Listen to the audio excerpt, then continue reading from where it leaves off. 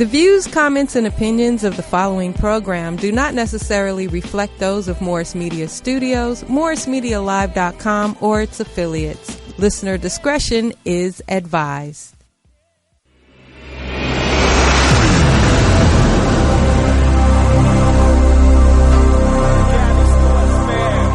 WDC is now on your radio.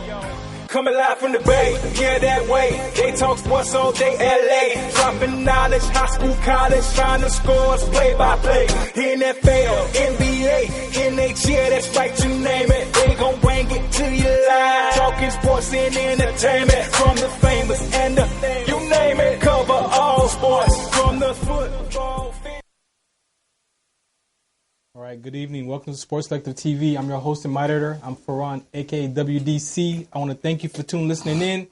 As always, we have a very spectacular, important show for you right here on Morris Media Live on Mondays at 5 o'clock. Make sure you check our social media at Sports Collective Media on Instagram and on Facebook. If you've been checking us out for this week, we're wrapping up the conversation for objectification. And also we have a guest here for our women's Chasing Hoop Dreams, and got the highlights coming up from my man Double R as well. Huh? As soon as you put it in there, it should be, it says Dub. It should say Dub R or something. It's not in the folder. It's right in the Yeah, so we got that, working out that file for my man Dub R, who's got the highlights for us for this past weekend, his key points, and just gonna have a good time. Wanna introduce yourself real quick? Caldwell Williams. In case they didn't see you last week. You want me to say more? No, don't say no more. Don't say no more. Okay. Please. Hi, my name is Gianna Woods. I am from Los Angeles. I am a professional basketball player turned personal trainer and events curator. Thank you for accepting our invitation to be a guest here on the Chasing the Hoop Dream segment. We appreciate that. Thank you for having me. No doubt. Callie. And me, I don't even know who to be. Did you see all the banners? Man, my boy went banner fantastic on me. So, man, I wear a lot of hats like you. I like how she said professional. I am a professional basketball player. Not I'm a professional athlete, but a basketball player. So I admire that. But, yeah, I wear many hats. Ask Ilya, Cali Sportsman. Man, there's some nice – man, my marketing, I'm good for the next 10 years. My boy put some nice stuff together. Did you see the social media? I saw the flyers. I saw the video. The video was awesome. Okay, all right. Awesome. Yeah, that's Chuckles over there doing his thing. Yeah. And you, man. Hello, son. you know, if you ever play golf, you know what I'm saying, you can underestimate, right? Because you don't want to shoot past. You want to stay in front of the hole, right? So, thank you. So from my last couple of visits with Mr. Caldwell, I've come to want to stay more in front than to just try to shoot straight on in. Now, we're going to take baby steps to this. And, you know, I look at some of the things you guys have been talking about in just conversation in regards to, is it objectification? Okay, right? So has a lot to do with moral compass, has a lot to do with sensibility, has a lot to do with, but it also has all these little algorithms of what's rooted in us, what's culture from culture. And that's when he made the example with, you know, Cap and Obama and just really like groundwork. You know, it's not like, hey, I'm throwing stars. Now, hopefully I touch the moon. I'm really dealing with groundwork. So I appreciate you coming on the show because I think it's people out there that really need to get back to just the fundamentals of stuff. And you guys see it from two lenses. It's the, you know, military as well as civilians. So it's something we've been talking about on the show other than just sports because we try to be a little bit multifaceted. But thank you for that. Yeah. I'm delighted that somebody listened. Yeah. I actually, you know, we try to go listen to the show after we see the show when it loads up on, you know, Morris Media Live and Sports Collective. Sports Collective TV. So, and shout out to all the followers out there because if it wasn't for y'all, you know, we wouldn't be here. And then, of course, our sponsor today, WJ Med Spa. So if you gotta go into- give me a facial. Yeah, bro. so Everybody getting facials, but I haven't got mine yet. So- Holidays are coming out. holidays Yeah. coming up. So mentioning that, we got the Michael Henderson at the Miracle Theater, other event. So if you want to do some gift giving, and again, on the boards right now, we showing Med Spa. I mean, just a bunch of talented, good folks to be able to kind of handle your body and, especially when we get up in age. How was Or that are we facial? just looking at sports and want to recover, or we got in a car accident, we got pain injury. How was that facial though? First time I ever had a facial, and I wanted How'd to your go face back. feel? I wanted to go back. To do what? Get another one? Yeah, it was like it's like you didn't even want to touch your face after like 2 days. You're like you brush your teeth, but you're like, no. But when she was going through the process, she's poking at your face, and you probably had facials, I would imagine. So it's like I'm just so male chauvinistic. I'm like, nah, that's feministic. But then she also explained to me that there's a lot of men that does this, and I felt like refreshed. I felt like just manicure, pedicure. But I never thought, because she even asked me, what do you put on your face? I'm a man. What do you mean what I put on my face? Ashy Guys but could classy. benefit more from self-care, Yeah. and for guys who do have ladies in their life who do take pride in caring for them and pampering them, that's awesome. Guys deserve it, men deserve it, and I think for men who don't have that, it's definitely beneficial to go and get pampered and just to be, exalted and appreciated. Yeah, I think we just become somewhat like me. I know how to cut my own hair. I cut my own nails. It's like you be kind of self-consumed versus saying, I'm going to go spend $20, $30, because you might not have that counterpart that say, oh, here's, go with me. I got you, Well, I know when I first had my feet done for the very first time after wearing military boots for 24 years, I was like, you want me to do what? Put my feet in what? But after I was like, my feet, they feel brand new. I was like, I want to wear flip-flops. Like, I'm done. Like, I'm in. But then you deal with that masculinity thing. Like, all these women is in here. You got your feet in this water. But, hey, I felt like a brand new man with new feet. So I get it. It's challenging, though, but. Your foundation, man. Okay, all right. That's carrying you through all these years. We're going to go hot off the mic right Okay, now, go right? ahead. So we're dealing with, like, anxiety. I like for you to kind of, like, some people look at certain habits or things that you do as in a negative way, but for that person, it may just be a way for them to be tolerant to whatever they're dealing with at the time. So I coach basketball. So coaching basketball, I could never walk into a gym on nothing on game day and not just eat half the concession stand before I go inside.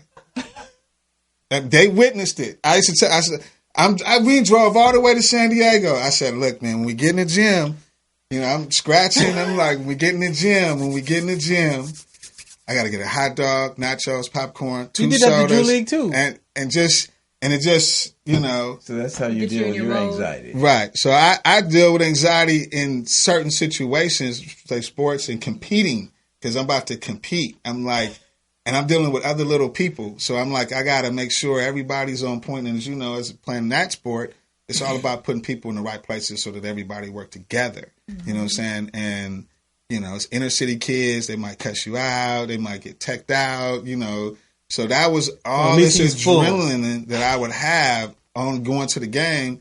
I ate nothing left home. When I get there, and I was like the mockery. The kids even knew. They're like, watch Coach Daly. Matter of fact, if you go with him, he'll buy you something. It's lit. So how do people, probably for me, I would call it somewhat of a mental illness, You want me to Yes. speak to that?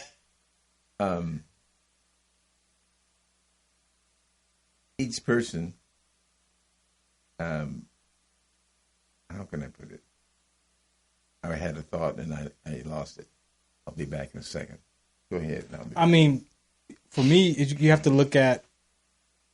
It's not a disorder or anything like that. I think your nerves. People eat ice cream who think they have mental issues. So what they do, they go get a tub of ice cream and just eat ice cream. So you got to figure out where it came from. It's not that it's a bad thing unless you eat unhealthy all the time, but it's something that you're doing to maybe calm your nerves. People smoke cigarettes to calm their nerves. Everybody has their thing that triggers. So Here's where I would come in on that. First phase is awakening to awareness of what's going on with you, who you are. And you brought that up. You're saying, I'm wondering, what's behind that? And I would suggest to you a place to start would be if I invited you to turn. You understand what I'm saying? But turn your focus and see if, first of all, you're turning away from something or towards something. All of us, no matter what age, and I'm 85, every year of my life, if I invited myself to take a look at where a turn would be appropriate, I will see something that I really would rather do than what I'm doing.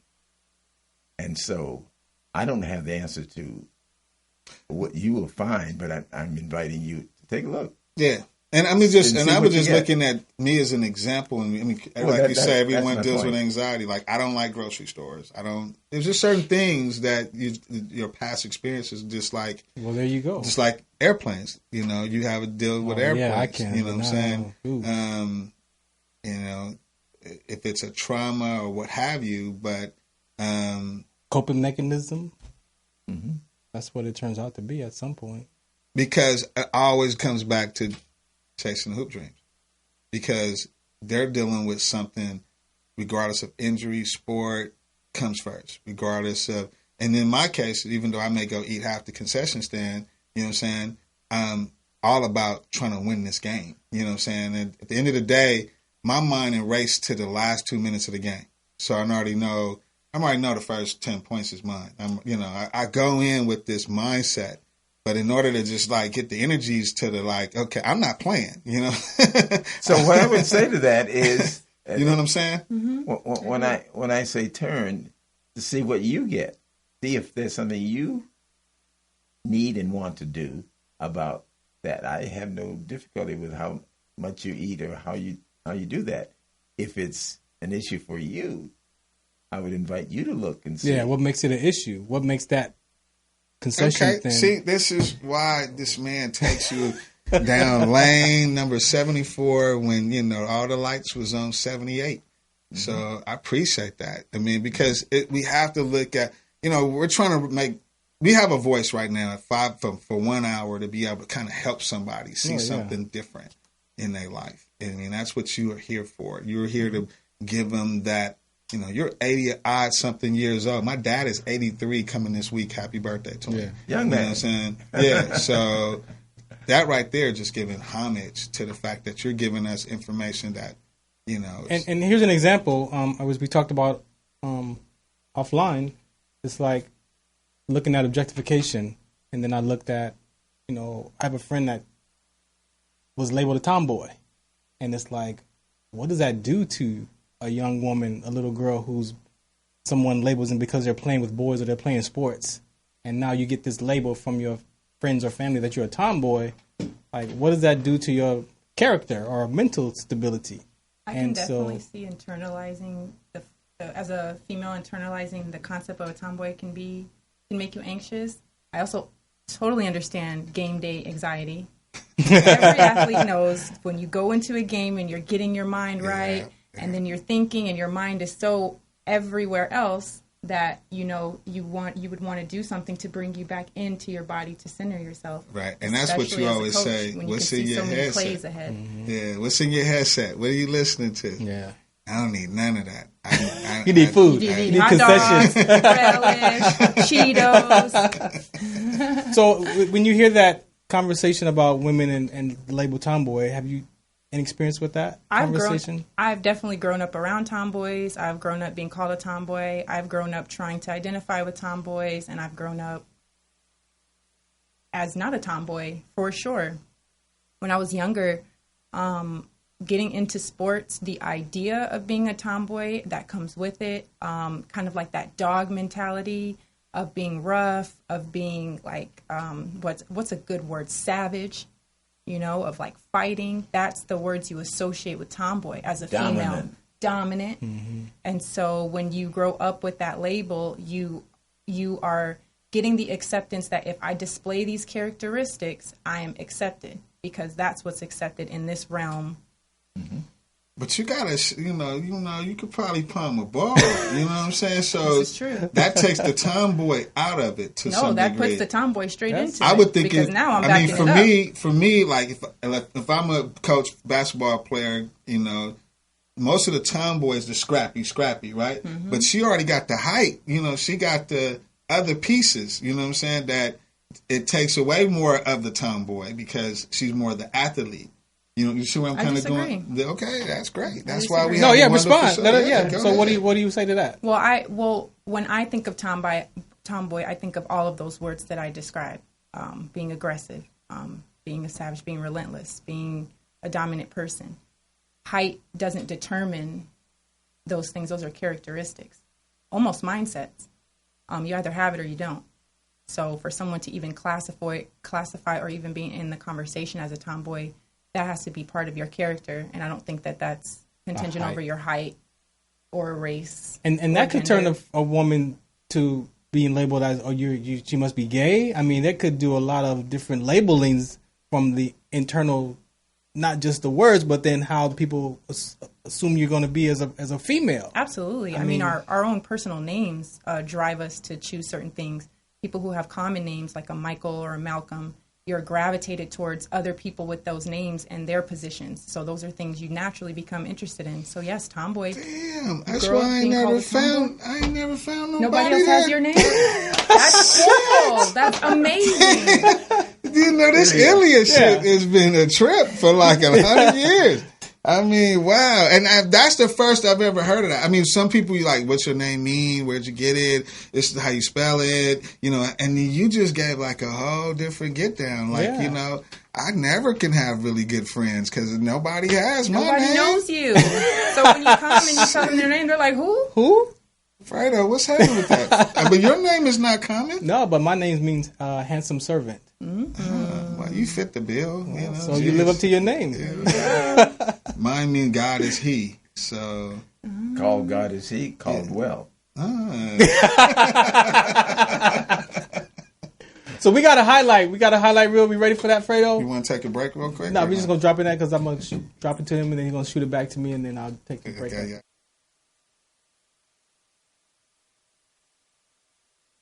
Thanks, Faran. This past week was a week of honoring, hating, hard cash, and hard hits. Let's start off with some hard hits. I was jumping the boxing ring with Deontay Wilder knocks out Luis Ortiz in the 7th round with a hard right to the face to retain the WBO heavyweight championship. And the cool part is he said he was going to do it, and he did it. From hard rights to some hard words, as Ligas Mexico has been talking about the MLS a lot in the past, and they have dropped the challenge to the MLS, and it has been accepted, and on July 29th at Banco California Stadium at the MLS All-Star Game, it will be the best the MLS has to offer, taking on the best of Ligas Mexico.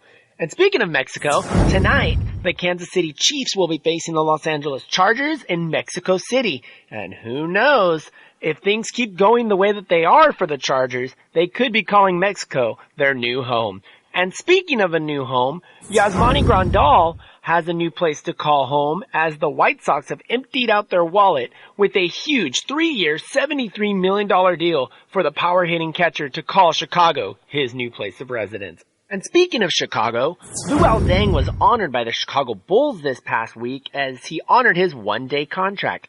Video tributes and standing ovations were given to the superstar from the Chicago faithful. And we all know, when it's all said and done, this guy will have a statue outside of multiple arenas. I'm talking about the king himself, LeBron James. LeBron James became the first player to record a triple-double versus all 30 teams. And when it's all said and done, he will be remembered as an NBA legend. From a future NBA legend to a selfie-taking rookie? That's right. Washington Redskins rookie quarterback Dwayne Haskins missed his final snap of his very first victory in the NFL because he was giving back to a fan by taking a selfie. Way to go, Dwayne. And during the holidays, the NFL likes to give back to their fans, and so this Thanksgiving, they got 3 games on tap for you this year. So for your Thanksgiving treat, the NFL brings this to you. We got in the morning, the Chicago Bears taking on the Detroit Lions at 9:30 a.m. In the afternoon, we got the Buffalo Bills taking on the Dallas Cowboys at 1:30 p.m. And our nightcap will be the New Orleans Saints taking on the Atlanta Falcons at 5:30 p.m. This past week may have been about honoring legends and hard hits, but the MLB winter meetings are right around the corner, so soon it may be about reunions and relocations. Only time will tell. I'm Double R reporting for Sports Collective Media. Back to you, Faran. Shout out to my man Double R for the highlights, man. We appreciate you, man. Again, this is Sports Collective TV right here on Mondays at Morris Media Live. Coming back, we got some more conversations. Shout us out. What's the count?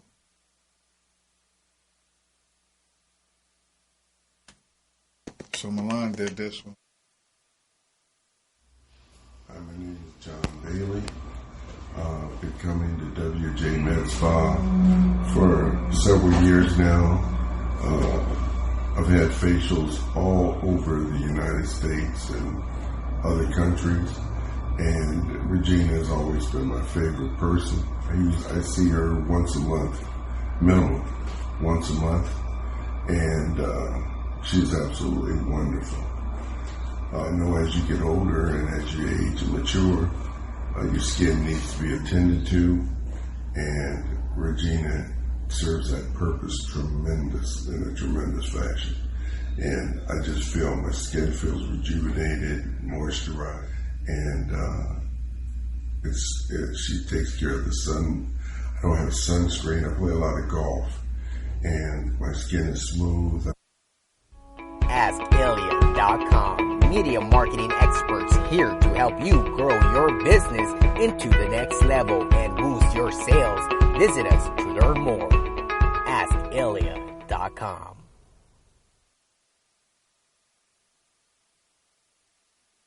Hi, my name is Marlene, and I'm 71 years old. I know I don't look it, and that's because I go to Regina at WJ Wellness. And what I really love about her is the way she takes care of my skin. Regina has a variety of facials, and I think I have tried every last one. My name is Regina Jackson. I've been a licensed esthetician for over 25 years. I'm located at WJ Med Spa in Culver City, California. And I must say, Regina is the best esthetician in town. Also follow us on Instagram and Facebook at WJ Med Spa. Please come in and visit us and come in for a complimentary consultation. Again, your skin is your beauty. Hope to see you soon.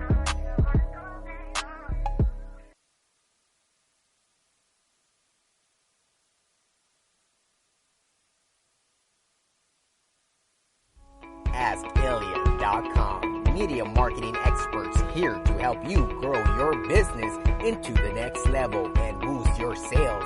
Visit us to learn more. AskAlien.com. With the commercials for everybody else. I know, right? All right, so before we gonna get into some conversations, I just want to get everybody's views on Mr. Carmelo Anthony. That's right. Carmelo. The Clippers should have got him. The Clippers should have got him when they had the chance. Hey, you got your own show, pal. Relax, okay? All right? All right, ruffling your feathers here a bit. You know what I'm saying? Now we know sometimes you need as a professional basketball would say, sometimes you need your laces relaced. Because he was stuck over there in that same scenario, same game. You know, holding the ball, pushing the clock, taking that one shot, he missed, he out, don't play no D, you know what I'm saying? But, I'm going to hit you, I'm going to light you up, I'm not going to do nothing tonight. You know what I'm saying? Something that play out. He played himself out in the league, and that's just my take on Carmelo. So you played yourself out of an opportunity, and then now you did same thing Howard did. What Howard looked like he's 18 now. And when trimmed down, stopped crying, when he got him some pink and purple hair, you know what I'm saying, looking like Rodman. You know, they I think it takes that with some You type gotta of athlete. reinvent yourself. So I'm glad. I mean, it's him. again. He on the West Coast for us. I look at it, and he up there with the Trailblazers. You know, doing with my boy that's from the Bay, and you know what I'm saying. I mean, short corner. Come on, man. He taking short corners and he just dumping to the basket. I mean, we ain't seen no Carmelo like that in years. What, averaging 10, 12 off the bench? That's decent. You're a basketball player, I'm asking you. Oh, Carmelo? I mean, he's on his own personal journey. I think he had to reposition and where he was in the league. And there's a thing. There's when you're coming up in your career versus when you peak your career. Mm-hmm. And then after that, you kind of have to refocus the vision for why you're there. Mm-hmm. Yeah. At some point, you're not selling jerseys no more. You know what I'm saying? That's for the young kids. Yeah. That's for the young people. So he's a role. Got to find his role, right? He's got to find his role, and he's a mentor, and now he can be a coach, and you got to kind of give up. You don't have to give up the throne, but you got to give up the light for the young ones who's chasing that to be kind of on the back end. And you might not be able to play as much time. Structure. You help structure now for the a next lot of generation. times it was watching sports. You're just hearing the commentators talk about all the different things. Yeah. When you come in, you're not getting more clock. You ain't getting signed many autographs. Them as players now who as commentators are saying, we've watched this transition. But he is still a good athlete and can be able to help a team. Mm-hmm. And he came through and did that. Mm-hmm. I think you hit the right word, transition. Mm-hmm. Life is a series of transitions, never end. Everything is always changing. Right. And no matter what we achieve, it ain't forever. There's another step coming, and the issue is whether you see the next step as a threat to your position or an opportunity for you to grow. And it sounds like, and I didn't see the game, the Portland game. I knew he's with the Trailblazers. Yeah. But the way people are excited, it sounds to me like Carmelo discovered that change can be an opportunity. Right. To reinvent yourself. There you go, Fredo. You heard it. You heard it a couple of... Yeah. Carmelo, he's all right. He's all right. He's good. All right. Yeah. So let's get right into it. Please introduce yourself and let's have a conversation. Let's have a conversation. Yeah. My name is Gianna Woods. Like I said earlier, I was a professional basketball player, transition now. I'm a personal trainer. I curate upscale events. I'm a program designer. So now I'm a cool kid. All right, cool kid. So let's go back in time a little bit. Little girl, who was Gianna growing up? Growing up, I was the oldest. I have two little brothers and a baby sister. So there's a 15-year difference between me and my sister. And me and my brothers, it's about 3, 4, 5 years. Mm-hmm. So growing up as the oldest, I'm automatically assigned responsibilities, automatically, being expected to be the mature person, the responsible person. I got into sports pretty late. I started playing basketball when I was 15. And I played in high school because my coach recruited me because I was tall. Mm-hmm. But before then, I was a model. I was like a kid model. And it was kind of weird because at 14, 15, I was too tall to model kids' clothes, too young to model adult clothes because my mom was strict. She was not having it. So that kind of put me on the fence. But then when I went into basketball at school, my coach started putting me on protein shakes. So I'm drinking these shakes in 9th grade and I'm gaining weight, but I'm not noticing. And finally, I had to have a conversation with the modeling agency like, hey, you got to make a decision. And so I chose basketball. And that was a great decision. So what was your decision-making process to pick basketball versus? When I was young, the basketball just had more attention to it. And as a kid model, you're very isolated. I went with my parents, but when I was on set, it's such a competitive space. It's like, it's such a non-team atmosphere. It's like golf or tennis. Like you're in there for yourself. So being young, just feeling that type of confrontation in there and that conflict, it made it easier to feel more comfortable going to play a team sport where I was feeling welcome. I was feeling wanted. I was feeling, I don't want to brush over that initial part you said, the age difference. Did you feel like you had to grow up a little bit faster, being responsible for your younger siblings? What was going on at that point? Only because I'm looking back at growing up, do I agree with that? Mm-hmm. When I was growing up, the expectation was there. So I was never conflicting whether that reality. It wasn't like, hey, other people aren't as responsible as I have to be. That's not fair. To me, it was just like, oh my gosh, I got to do this and this. But then if I do this, then I get this. Mm-hmm. So for me, I was just so into that I didn't think about it until I got older. And so no other sports besides basketball? I played volleyball my senior year of high school. And I was so good that I got most inspirational player because I never gave up. I was always positive. So what was going on above the net? Oh, man. There's, you know what? Volleyball is, I like volleyball. Volleyball is a great sport. Well, it's a there's good three segue types into of basketball. volleyball. You are talking to college sportsmen. There's three types of volleyball. You got sand, you have grass, and you have indoor. Mm-hmm. So depending on where you at, who you talking to around here? Where was you at? Where you at in volleyball? Hey, well, I know folks in different places. Like I said, you got sand.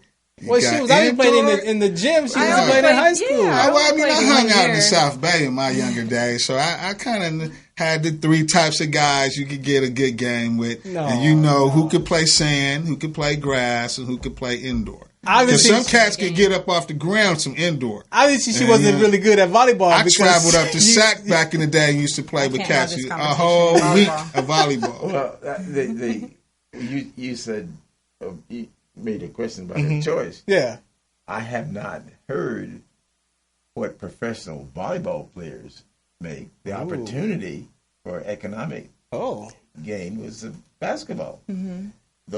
That sport has been growing its sport. It has.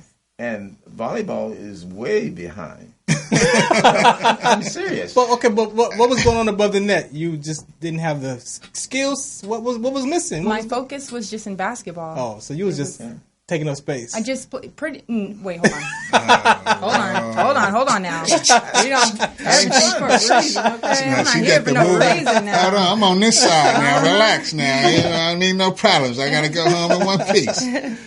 No, I just did it because I had spent all 4 years of high school only committing to basketball because I didn't want to, I guess, let down my team or be disloyal to my sport. So my last year, my senior year, I'm like, okay, well, this is my last year. Let me try something different. So I tried volleyball. See, I would kind of ask, like, so what was the numbers looking like? Okay, you talking about not from ninth grade, or you talking from seventh grade? Where the basketball piece hit? So where we starting at? I started playing at 15, ninth grade. Ninth grade. So high school.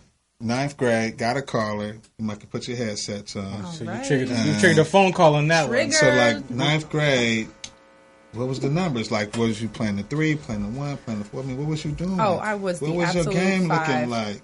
5. High schooler, all the tall girls in high school played the 5.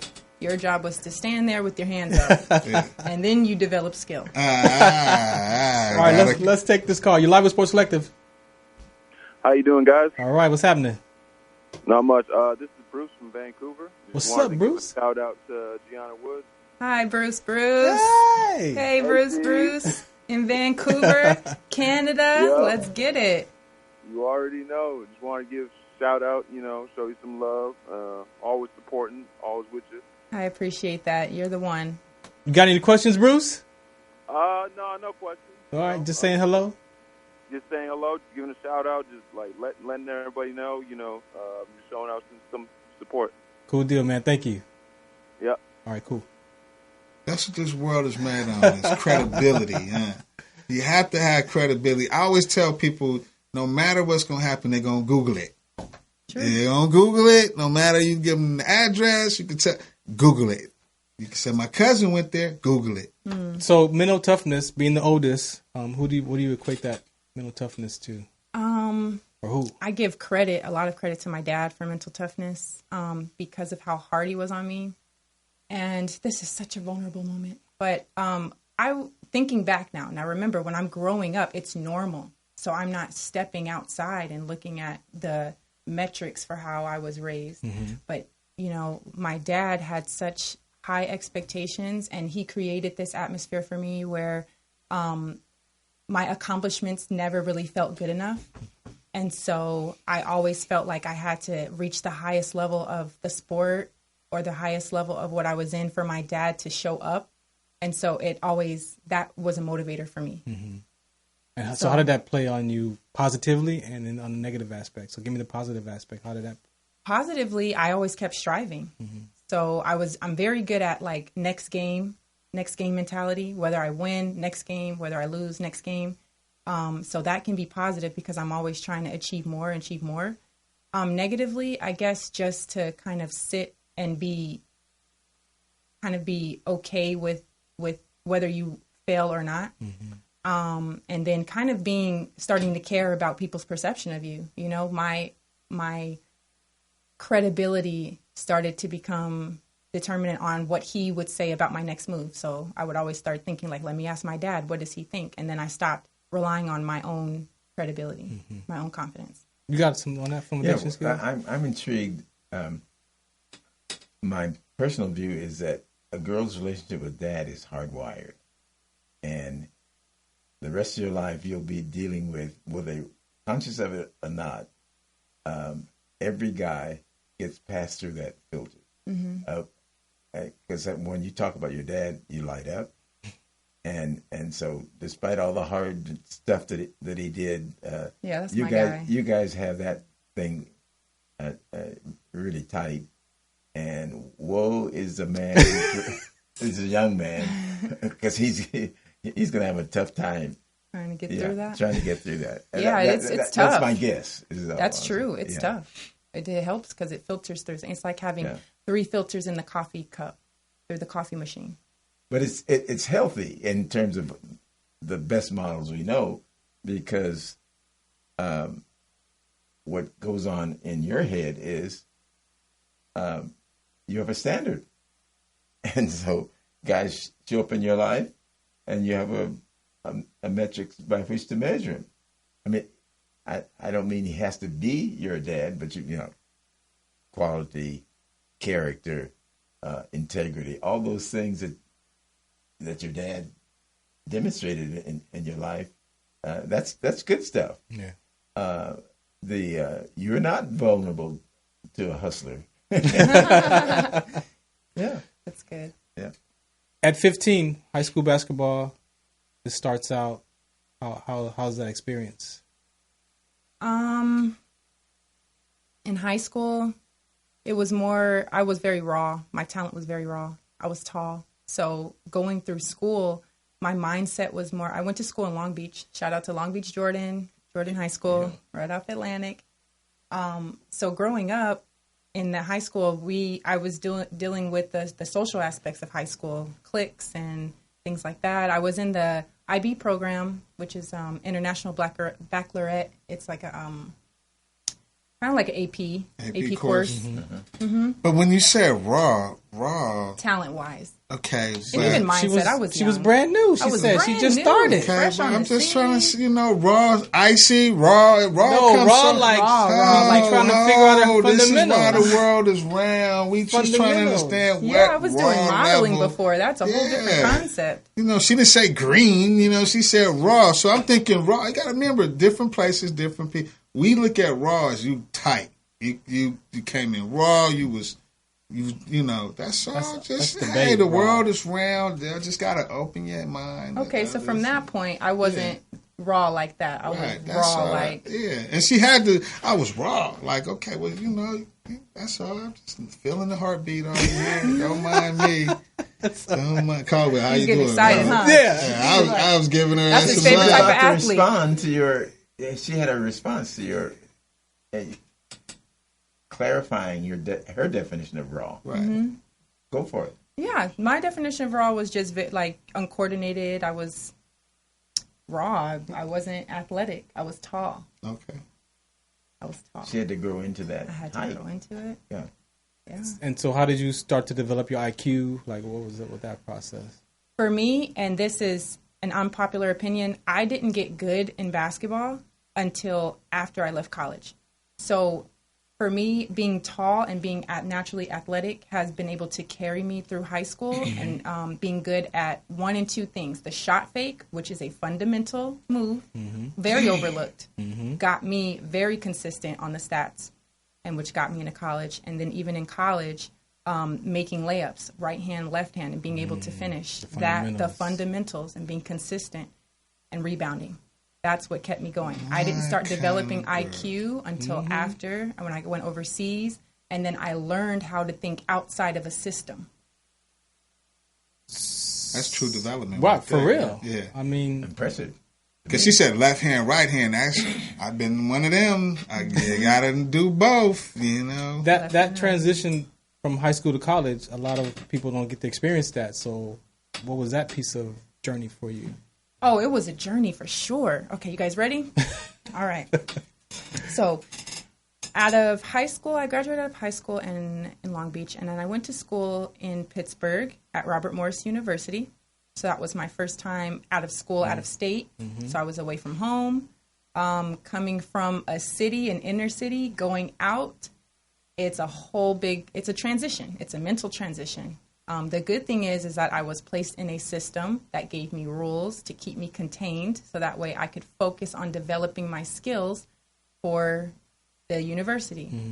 But being able to have that as my first time to be away, I had to explore myself. So, I was getting into the parties and the boys and things like that. So at the end of my freshman year of college, I was kicked off the team for being associated with partying and going out. So he did. He actually sent me home Christmas of that year because he called my mom and told her that I was acting up, and she said, send her home and I'm going to whoop her. And he bought me a ticket to go home for the weekend so I can get a whooping. Wow. That's classic. So after that, I spent the summer recalibrating, and then I had reconnected with a coach. It was a long 4-hour trip. On your way home, you're like, okay, I'm going home to get a whooping. Man. You say you recalibrated, so you went through some thought process, internal dialogue, or what? I had to think because it showed me I wasn't invincible. That I chose during that year, I chose to do what I wanted over what I was expected to do. And at that time, what I wanted to do was totally opposite than what I was brought out there for. So I had to learn that you're not above the rules. Your talent isn't above the rules. And I went back home, and then I recalibrated, went to JUCO that I was connected with.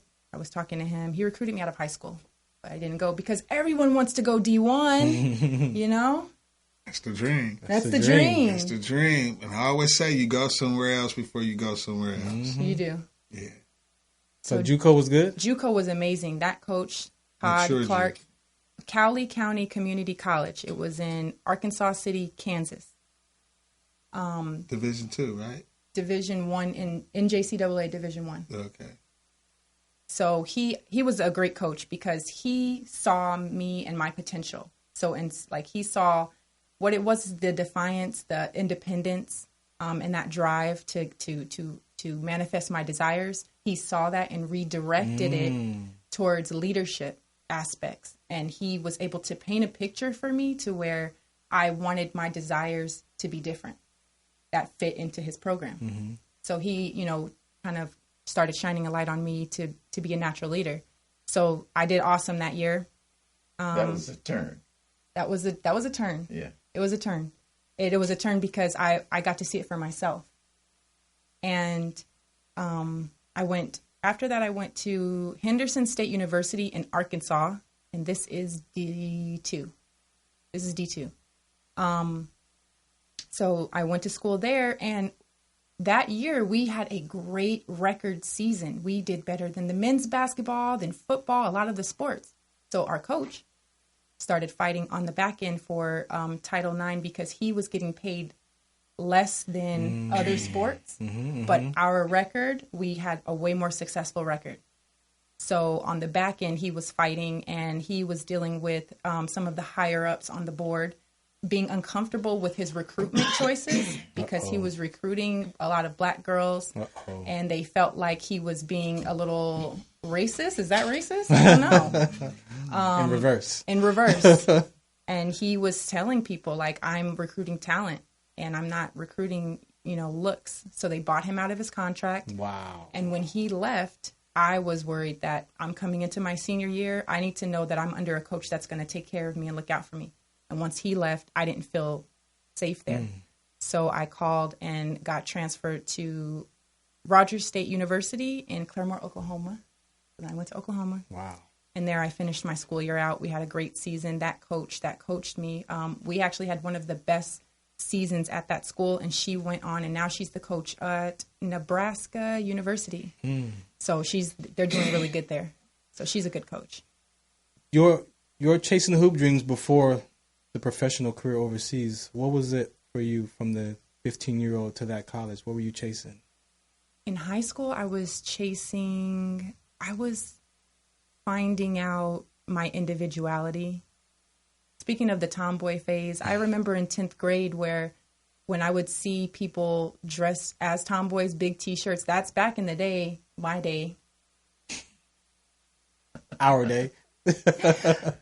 People were wearing these big Pro Club shirts and then the Dickies pants and the scrunchy socks. So I even went through a phase where I was dressing like that because everybody was dressing like that. And I'm like, this might make me a better basketball player. So I was just experimenting. I was a very observant person. And now that I think of it, I did a lot of social experiments on myself to see how people would react. So I was just discovering myself. I wasn't thinking about being the best. I wasn't thinking about being the best athlete.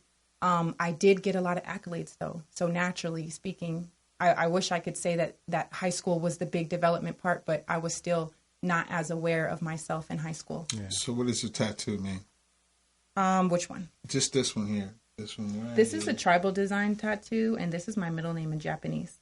So everybody in my mom's side of the family has middle names in Japanese. My grandmother's Japanese. She was actually put in an internment camp during World War II, and they made her change her name and all these good things. So this is Masae, and it means to walk in a straight line. Dope. I mean, for me, talk about your professional career. How did that take off? My senior year of college, actually, people were getting ready to graduate, and everybody's talking about plans afterwards. And I just kept saying, I'm going to play overseas. In my head, I was like, okay, I'm going to play overseas. I didn't know how. I didn't know who, what, where, when, and why. I just kept saying it. And people were looking at me like I was crazy. And finally, my teammate, who was a Brazilian teammate, she was from Brazil, and her national team saw us play on TV and asked her, hey, when you come back, because we were both graduating at the same time, when you come back, can you bring her with you? So that's how I got my first overseas opportunity. And I've actually gone through my professional career without an agent. Wow. 7 years I played basketball with no agent. So are you doing what, a 3-month, 4-month series of games, or is it a tournament, or is it actually getting signed with a league, playing through? What was the kind of play time? It was everything. It was all that? It was everything. I was a hustler out there. You got to hustle. So many angles when you go overseas. You got the... I've been the underdog. I've been happy to be here. I've been the big homie. I've been the coach, player coach. I've been an agent a couple times. What do you want to say to the young women that are chasing their hoop dreams? Like, what do you want to say to that? I would say that no one can take away your experience playing overseas. So if you have the choice between working somewhere and playing basketball, always choose playing basketball, because that's a dream fulfilled that not everyone gets a chance to experience. And traveling and being outside is the ultimate transformation, mental transformation, especially girls from inner cities and urban communities. That experience will change your life. So if you have that decision, always choose to play overseas. But it's very important to develop yourself as more than an athlete, because our society isn't as progressive as some social media may make it seem. And if you go in with a certain mindset that that's who you are, that's how people will treat you. And nobody's going to tell you otherwise. And then you got to live through that. And you have to live through that. So out of the professional into the coaching. What are you up to now? Now besides I'm a playing in the personal women in the women's drew. Women's drew. I love the women's drew. It's so cool to be back as an adult because I remember when I was in college and high school, I used to come and play in the women's drew to like check my talent levels against the older players.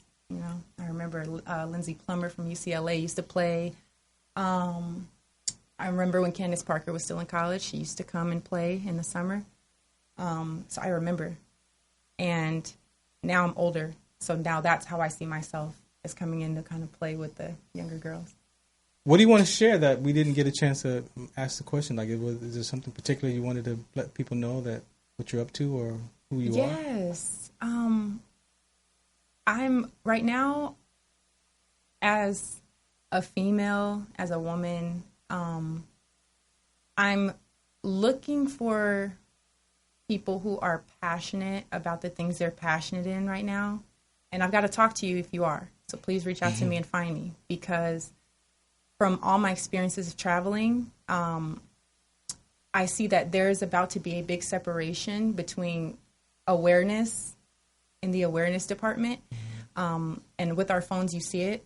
AI is really, really, they're getting to know us. And I think that people who are very passionate about things that they want to do, it's important for us to stick together, to start creating and to keep creating, because the world is changing.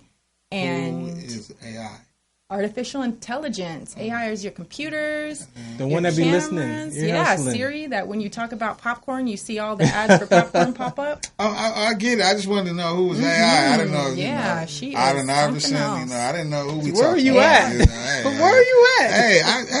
I don't talk military. Y'all gonna talk military time? 2300.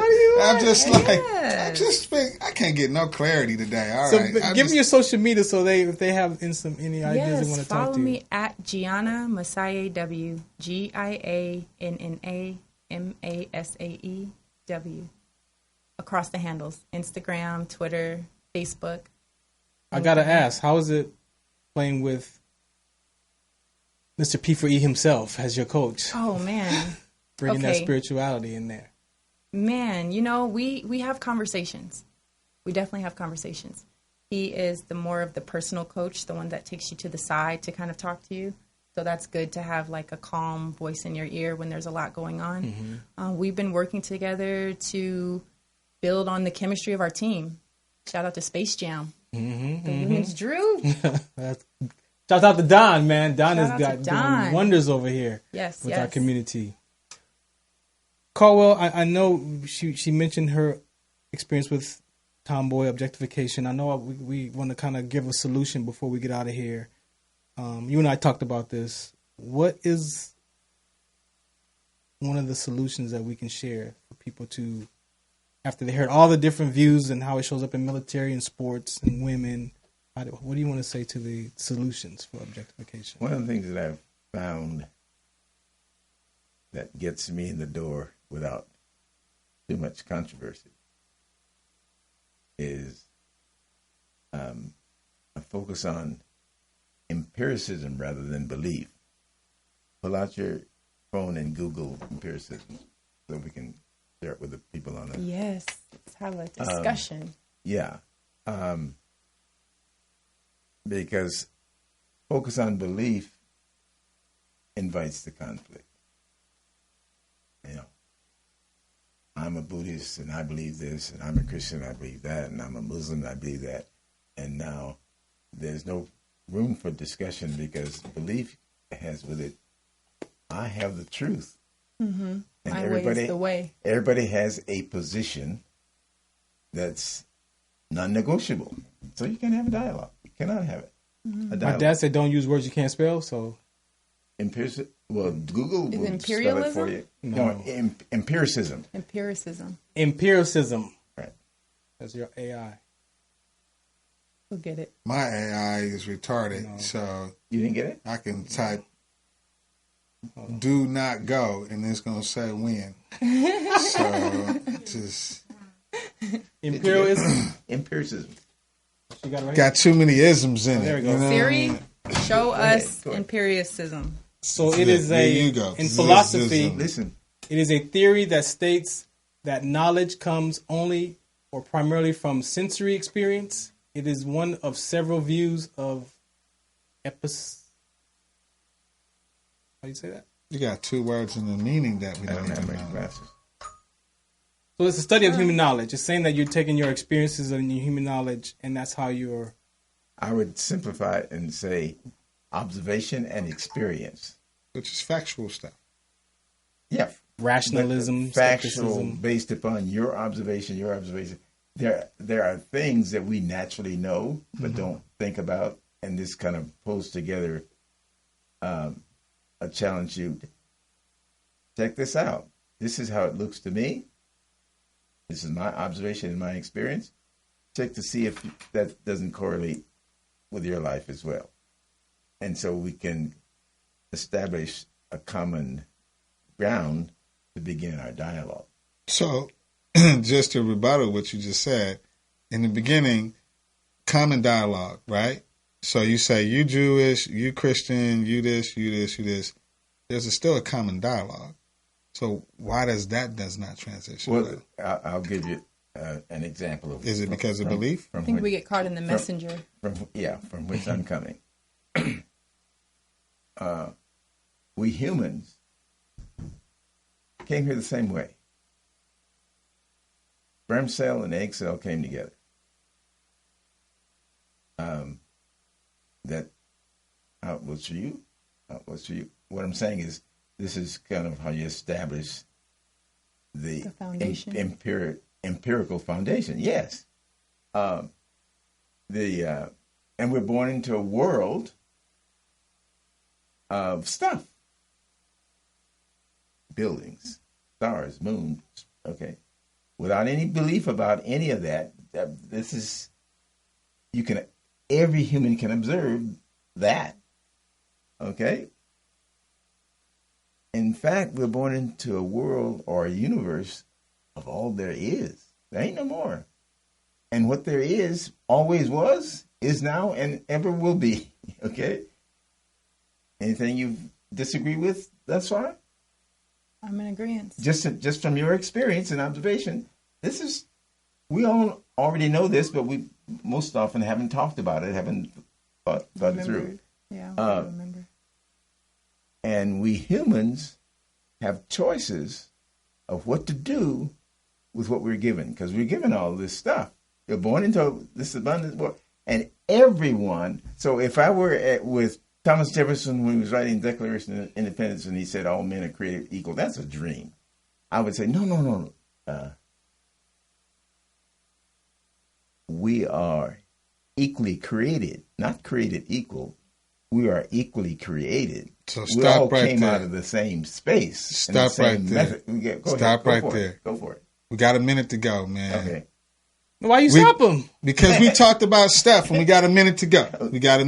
We talked about stuff. Remember we talked about stuff? Invite us. Tell them to invite us back. Invite us back. Guys, call in and ask them to bring us back so we can finish this conversation. You got to come back. You can't just give them all of it to you. Look, hey, yeah, but you cut them off right in. Was you downloading that though? I got that. I'm going back to stuff. Close out your show. Stuff. It's about Carl, you come back. You come back in December. If you invite me. All right, so to be continued. You come and back you are anytime. More than welcome to come back anytime yes, to finish and share what you want to put you up to. Stuff. We're not talking about stuff. We're talking about life, and that's the difference. Tell us what's the count. But we born into stuff. Yes. We born into stuff. Stuff gets in the way. Like, do you need another? They talk sports all day, LA. Dropping knowledge, high school, college, trying to score play by play. NFL, NBA, NHL, that's right, you name it. They gon' bring it to you live. Talking sports and entertainment from the famous and the you name it. Cover all sports from the foot